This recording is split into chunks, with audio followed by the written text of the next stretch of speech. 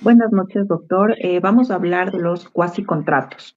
Los cuasicontratos son una fuente de obligaciones que nacen sin acuerdo de voluntades, pero como consecuencia de los hechos lícitos y voluntarios que generan efectos jurídicos por razones de equidad.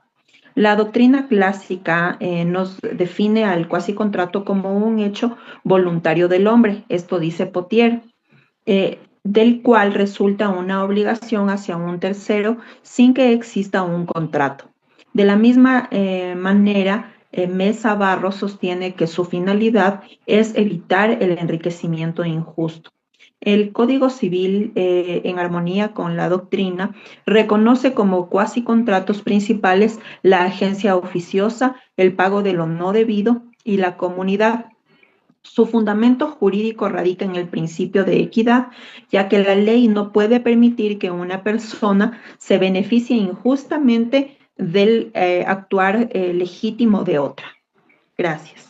Los cuasicontratos representan compromisos legales que surgen de los actos voluntarios y también lícitos, pero que carecen de un acuerdo previo entre las partes, fundamentándose en la equidad para prevenir beneficios injustificados.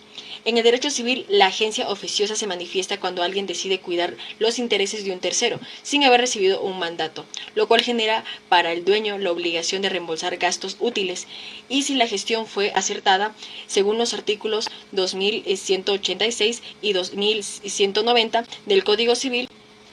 Por otro lado, el pago del no debido surge por la equivocación al entrar algo que no se debía, otorgando que el pago del derecho a exigir la devolución de lo entregado para restaurar el equilibrio patrimonial. Finalmente, la comunidad aparece de forma automática cuando varias personas comparten la propiedad de un bien, como ocurre frecuentemente en las herencias, sin haber formado una sociedad obligando a cada copropietario a contribuir proporcionalmente a las cargas y el mantenimiento de una cosa común hasta que su relación finalice. Gracias. Buenas noches.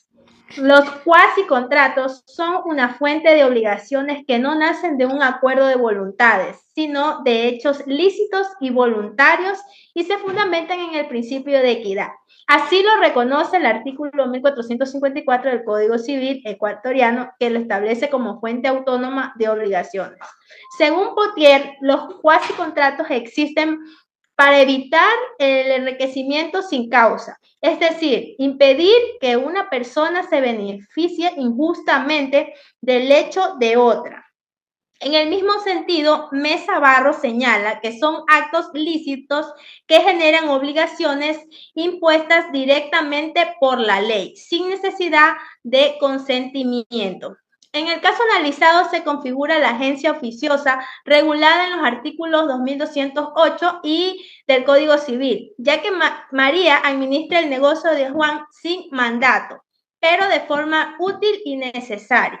Conforme a Potier y Mesa Barros, esta gestión genera para Juan la obligación de reembolsar los gastos necesarios y útiles, como el pago de facturas y la instalación del sistema de seguridad.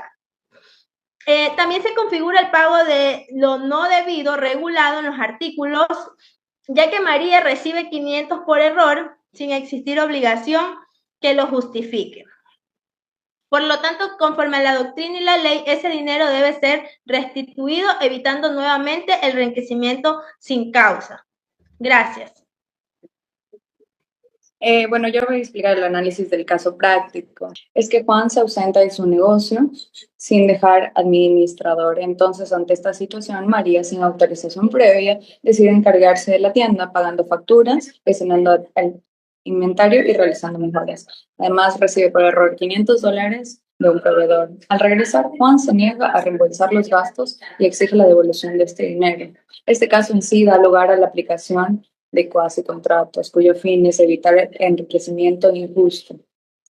Las respuestas a las preguntas. En la primera sería los cuasi-contratos que se configuran. La primera es agencia oficiosa, la cual María administra el negocio de Juan sin mandato, de manera voluntaria y útil. La segunda sería el pago de lo no debido, el cual María recibe $500 por error sin que exista alguna obligación.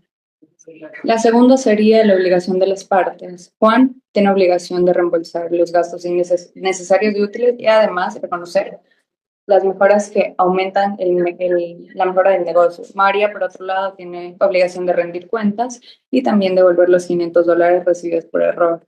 La tercera es la propuesta de solución, que sería que Juan debería devolver el dinero a María con los gastos razonables realizados, ya que se benefició de su gestión. Entonces, María debe restituir el dinero recibido indebidamente y esta situación se basa en la equidad y la buena fe. Y como último, tenemos la validez de la agencia oficiosa, que trata en sí de la actuación de María, ya que es una agencia oficiosa válida, pero Juan solo responde por los gastos útiles y necesarios, no por gastos excesivos.